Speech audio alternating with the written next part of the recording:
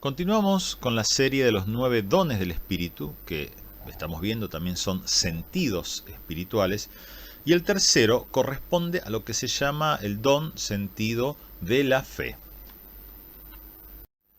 Bueno, acá vamos a tener un asunto, un problemilla para definir fe. En 1 Corintios 12:9 se menciona 12:8, 12:9, se mencionan 9 dones, ¿no? Y entre ellos se habla de la fe. Ahora, probablemente muchos tengan este problema de decir, pero ¿cómo? ¿No es que todos debemos tener fe? ¿Cómo es que la fe es un don o también es un don? ¿Es fe para creer, para salvación? En realidad no. En realidad no. Cuando acá hablamos de fe, no estamos hablando de la fe para salvación, que eso obviamente debemos tener todos. No estamos hablando de la fe para entender, conectarnos con el mundo espiritual, que eso también debemos tener todos, sino que estamos hablando de otra cosa. Por supuesto, relacionado, pero es otra cosa. El don de fe, en su definición básica, es la capacidad especial que Dios da a ciertos miembros del cuerpo de Cristo para orar y actuar y además saber discernir con extraordinaria confianza la voluntad y el propósito de Dios para el futuro de su obra. El don de fe lo vemos, por ejemplo, en algunos líderes que han hecho grandes obras, construido templos o edificios que cuestan millones con 0 pesos, o quizás que no son tan públicos, pero han conseguido cosas con nada, o sea, 0 recursos, imposible humanamente, pero el tipo lo vio, avanzó y todos los recursos vinieron. Bien, eso no es para todos los cristianos, lamento decirlo, porque eso requiere un don particular que es el don de fe. Ahora, el sentido espiritual de la fe, que eso sí es para todos y que obviamente está relacionado con el don de fe, no es lo mismo, tiene que ver con ver los planes de Dios. Ver los planes de Dios respecto de un asunto. Mi vida, mi economía, mi profesión, mi familia, mi congregación, la ciudad, el país, lo que fuera. Entonces, ver los planes específicos de Dios, específicos, no lo que dice en general. Sí, la Biblia nos habla de un montón de cosas que son los propósitos generales de Dios, ¿ok? Pero específicamente, aquí y ahora, ¿cuáles son sus planes para esto, esta parte, esta agrupación, esta congregación, esta asociación, este trabajo?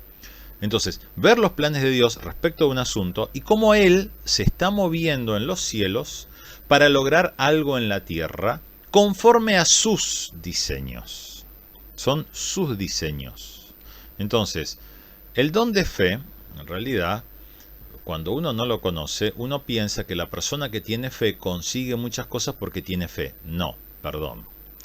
Consigue muchas cosas porque ha tenido una especial capacidad para ver qué es lo que Dios quiere y ha avanzado conforme ese diseño de Dios, ese propósito de Dios, y por lo tanto Dios ha bendecido lo que tal persona hizo, pero porque eran sus diseños. Lo que se va a materializar en la tierra ya está hecho en el cielo. En un sentido, si lo queremos ver de una manera metafórica, o no tanto, yo creo que bastante real, es la capacidad para entrar en la oficina de planificación del cielo. Digamos, podemos imaginarnos el cielo, el palacio de Dios, con muchas oficinas, muchas cámaras de tesoros, mucho más de lo que podemos recorrer o imaginar en una vida. Y cada sentido nos permite entrar en algún ámbito. Bueno, el sentido de fe nos permite entrar en la oficina de planificación y diseños de Dios, ver la parte que nos corresponde a nosotros y traer esos diseños en la tierra. Y al obrar en consecuencia, los recursos surgen de manera sobrenatural. ¿Cuándo quedó nublado el sentido? Bueno, por la primera desobediencia. Génesis 3, 6, 7. La mujer vio que el árbol era bueno para comer, apetecible a los ojos y codiciable para alcanzar sabiduría. tomó entonces uno de sus frutos. Aquí tenemos la acción concreta, específica, puntual, que nubla el sentido espiritual de la fe. La fe es ver los diseños divinos, confiar en esos diseños, es decir, confiar en la vida que proviene de Dios a través del árbol de la vida. Vamos a hacernos una imagen, ¿no? Yo no digo que esto haya sido así. No pretendo decir ninguna herejía, ni pretendo inventar ninguna doctrina nueva, nada de eso. Pero imaginemos al árbol de la vida como algo parecido al maná, ¿no? El maná era un alimento que ellos tenían a la mañana y era para ese día, no lo podían guardar de un día para otro. O sea, cada día ellos tenían que ir a buscar el maná fresco. Si lo guardaban, se echaba a perder, excepto el sábado. Imaginemos el árbol de la vida como una especie de árbol que cada día daba el fruto, y era el fruto de ese día, punto, listo. Para la tarde noche, ya se había echado a perder, no se podía comer más y no se podía guardar. Es como un fruto que cada día había que ir a buscarlo, por lo tanto, cada día había que depender de ese fruto. La fe, la confianza en la provisión de Dios, la confianza en los planes de Dios. Imaginemos que el árbol del conocimiento tenía un fruto que duraba muchos días, ¿no? Repito, esto no lo dice la Biblia, simplemente es una interpretación libre mía. Cuando ellos reciben la tentación del conocimiento, claro, el conocimiento era lo que yo iba a tener, que nadie me iba a quitar. No dependía que día a día tenía que ir a buscarlo. El conocimiento lo tenía y ya con eso lo iba a usar cuando necesitara. Era algo seguro. No era de cada día. Era algo visible, ahí lo tenía, ahí lo podía ver, era inmediato. O sea, no tenía que esperar al conocimiento de mañana, no tenía que esperar a la revelación de mañana, porque ya con eso tenía todo. Entonces, no era necesario ir cada día a ver los planes de Dios y esperar que esos planes se fueran haciendo efectivos en la tierra. Esto es aparentemente lo visible. Pero en la realidad era fe, sí, era fe en las palabras del enemigo. O sea, la verdad no era que estaba yendo a buscar lo visible versus lo invisible. Eso es una mentira. La verdad es que simplemente creyeron en lo que les dijo el enemigo. Nada más y nada menos que una fe fue reemplazada por otra. La gente a veces dice, yo no tengo fe. No, perdón. Es imposible para el ser humano no tener fe. Nosotros estamos hechos para tener fe. El asunto no es no tengo fe. No. El asunto es en dónde está puesta mi fe. Tomar el fruto implicaba iniciar un nuevo proyecto. No era simplemente comer por hambre, no. Era iniciar todo un nuevo proyecto. Bueno, obviamente un proyecto de la mano del adversario. No fue el proyecto en los planes de Dios, invisibles que había que ver cada día, sino en los planes satánicos que eran visibles, que estaban ahí, que yo podía ver que todo iba a seguir un carril determinado y muy bueno y predecible, aparentemente.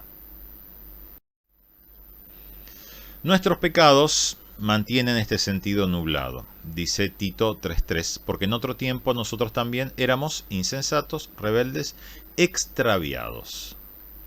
Qué interesante, porque la palabra extraviados acá, que se puede transliterar como planao, quiere decir hacer vagar de la seguridad, de un lugar seguro. Llevar a la persona por distintos lugares que no son seguros, engañar, errar, extraviar, descarriar, propiamente cuando uno va por el camino y se extravió. Sin GPS, sin nada, uno va siguiendo el mapa y se confundió y se extravió. Seducir también, ¿no? En sentido literal y metafórico. Es una palabra evidentemente de sentido amplio.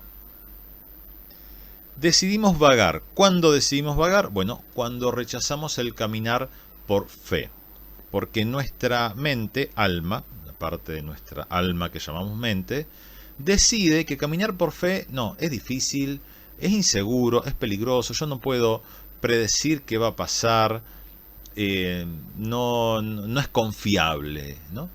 La fe, en realidad, nos va mostrando el camino, el mapa a seguir, el paso del día, el paso día a día, cuáles son los mapas que Dios ha establecido ya en el cielo.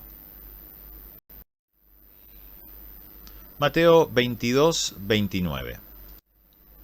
Entonces, respondiendo Jesús, les dijo: erráis ignorando las Escrituras y el poder de Dios. Mateo 24, 4, 5. Respondiendo Jesús les dijo: mirad que nadie os engañe, porque vendrán muchos en mi nombre diciendo yo soy el Cristo, y a muchos engañarán. Aquí lo que tenemos es justamente lo mismo, la misma imagen.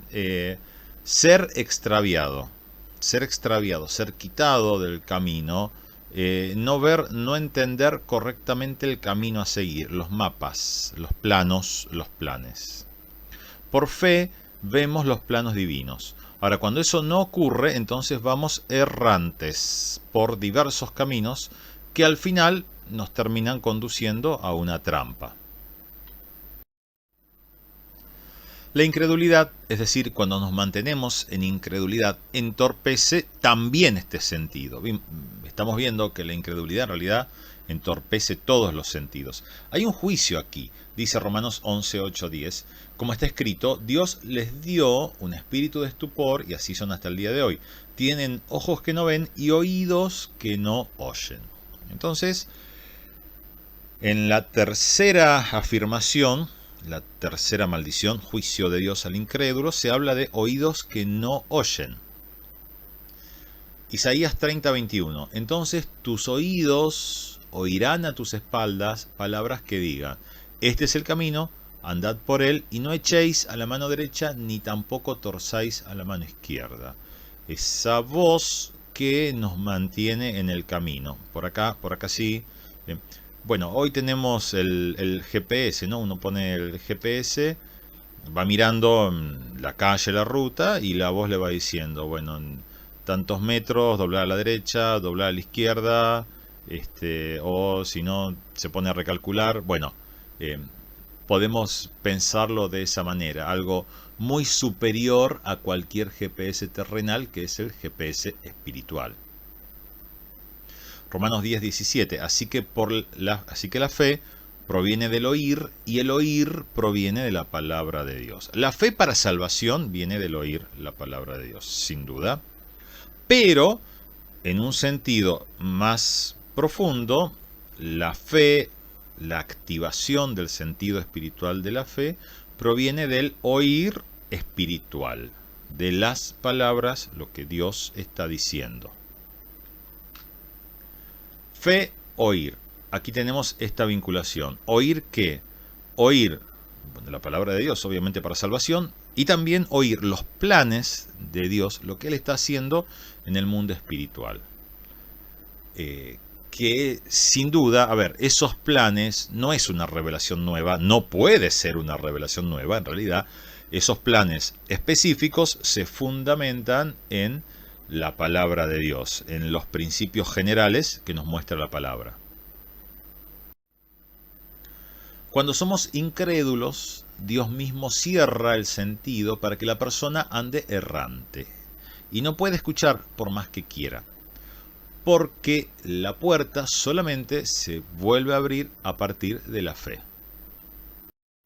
Bien, hemos terminado esta primera parte, aún nos queda mucho por hablar, porque tenemos que continuar viendo cómo la maldición original, la maldición que Dios le da al hombre en Edén, en realidad, entre otras funciones, tenía el objetivo de despertar el sentido espiritual de la fe.